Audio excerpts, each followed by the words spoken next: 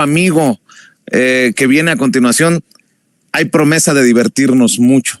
Y no porque haya chistes que mencionar o vayamos a hacer un stand-up. El stand-up ya lo hizo Xochitl Gálvez en Estados Unidos, promete hacerlo en España, pero le doy la bienvenida al querido Kurt Harvard, periodista, escritor y a quien le mando un abrazo hasta Oaxaca. Mi querido Kurt, ¿cómo estás? Muy buenos días. Muy buenos días, Vicente. Un gusto, como siempre, estar contigo. Y vaya que tenemos un tema, como bien dices, divertido para el público de hoy. Antes de hablar de este tema, he estado proponiendo en redes sociales, mi querido Kurt, que este es el momento mexicano, el momento del sueño mexicano. Y les decía en redes sociales a mis críticos que antes de criticarme, de soltar veneno, que le pensaran un poquito, porque no lo digo yo. He estado rescatando en las últimas horas datos que sustenten que es el momento mexicano, el momento del sueño mexicano, más allá del sueño americano. ¿Y quién mejor para analizarlo que contigo, mi querido Kurt? Por ejemplo, de acuerdo al censo de Estados Unidos, México en el 2023 fue el principal socio comercial de la Unión Americana. Fue el principal proveedor para Estados Unidos. Y fue el segundo destino de exportaciones como mercado para Estados Unidos. Voy más lejos. Por primera vez en más de 2 décadas, México le gana a China como la principal fuente de artículos que importa a Estados Unidos, de acuerdo a las cifras del 2023 del Departamento de Comercio de Estados Unidos. Dime tú, mi querido Kurt, entonces, ¿de qué se va a quejar? ¿De qué dictadura le fueron a hablar a la prensa estadounidense, a las autoridades estadounidenses? Tanto Juan Pardinas, el exdirector editorial del periódico Reforma, Ildefonso Guajardo, el exsecretario de Economía de Peña Nieto, y la flamante candidata del PRIAN-RD, Xochitl Gálvez, aquí en esta imagen con Luis Almagro, el secretario general de la OEA, a quien le piden que proteja, cuide la democracia en México en el proceso electoral que se nos viene, mi querido Kurt. Es un punto muy interesante que tocas, Vicente, y es interesante, ¿no? A veces me invitan a Al Jazeera, ¿no? La cadena Al Jazeera, para comentar lo que está pasando en México, ¿no? Y Al Jazeera es una buena cadena, ¿no? Dice las verdades en muchas cosas que otras cadenas no tocan, ¿no? Pero invariablemente cuando me invitan a Al Jazeera es para hablar del tema de la violencia en México de alguna forma, ¿no? Que pues es un tema legítimo, ¿no? Pero es como el único tema que quieren tocar. Y la última vez que me invitaron a Al Jazeera y la violencia, el otro, ¿no?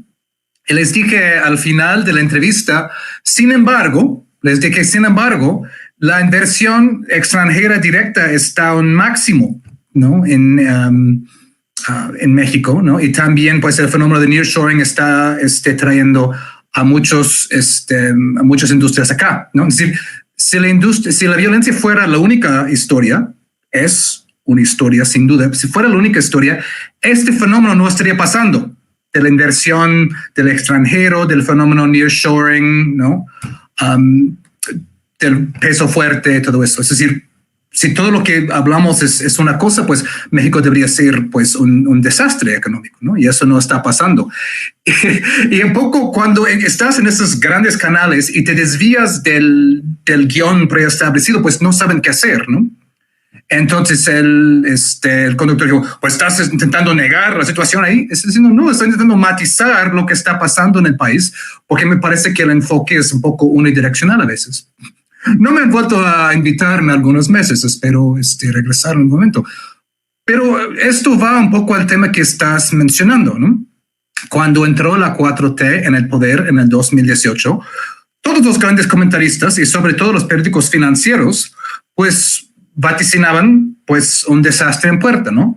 El famoso peso en 30, dólar en 30 pesos, el famoso hiperinflación estilo Venezuela, fuga de capitales, fuga de reservas, ¿no?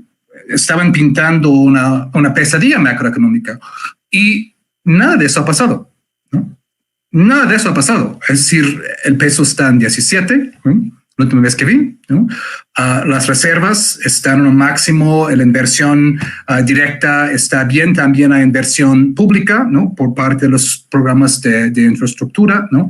El fenómeno nearshoring es un fenómeno que está trayendo empleos. Lo que es muy importante es que no se puede repetir los errores de la época de las maquiladoras, ¿no?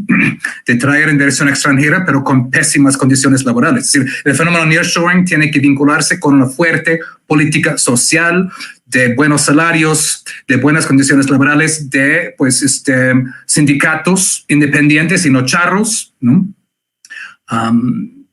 Todo esto, ¿no? Que permitirá pues un crecimiento que beneficia al trabajador y no a la empresa extranjera, ¿no? Eliminación del outsourcing y todo eso, ¿no?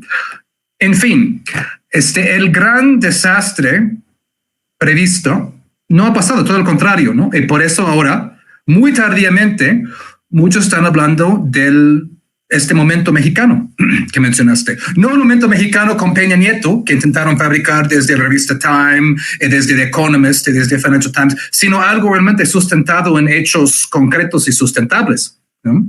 Que es un crecimiento, pero un crecimiento con beneficio social, ¿no?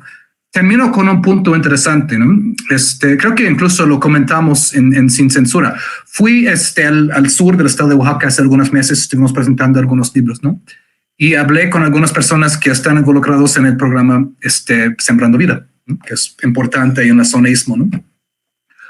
Y muchos me dijeron, ¿no? Pues un argumento que es muy difícil que la oposición pues refute, ¿no? Que es, si hay todos esos programas ahora, ¿por qué no había antes, cuando decían que no había dinero? Es decir, si hay Sembrando Vidas, si hay Jóvenes Construyendo el Futuro, si hay las pensiones, ¿no? Si puede haber ese dinero sin llegar a una crisis de deuda, ¿no? Si puede haber esos programas ahora, ¿por qué no había antes cuando decían que no había dinero para eso? Porque estaban robando todo. Y este es un argumento clave que va a ser muy difícil que la oposición encuentre alguna réplica, ¿no?